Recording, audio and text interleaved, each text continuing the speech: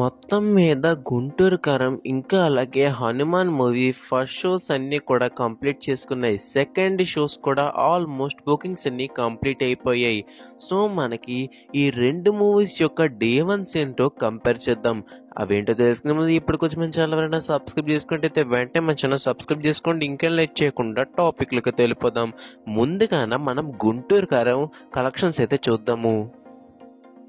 నైజాం 20 కోట్లు, సీడెడ్ 3 కోట్లు, ఉత్తరాంధ్ర 4 కోట్లు, ఈస్ట్ 3 కోట్లు, వెస్ట్ 3.5 కోట్లు, గుంటూరులోని 5.5 కోట్లు, కృష్ణాలో 3 కోట్లు, నెల్లూరులో ₹1,00,00,000, కర్ణాటక ఇంకా రెస్ట్ ఆఫ్ ఇండియాలో చూసుకున్నట్టయితే 3.5 కోట్లు, ఇంకా ఫారిన్ కంట్రీస్లో కలెక్షన్స్ చూసుకున్నట్టయితే 15 కోట్లు.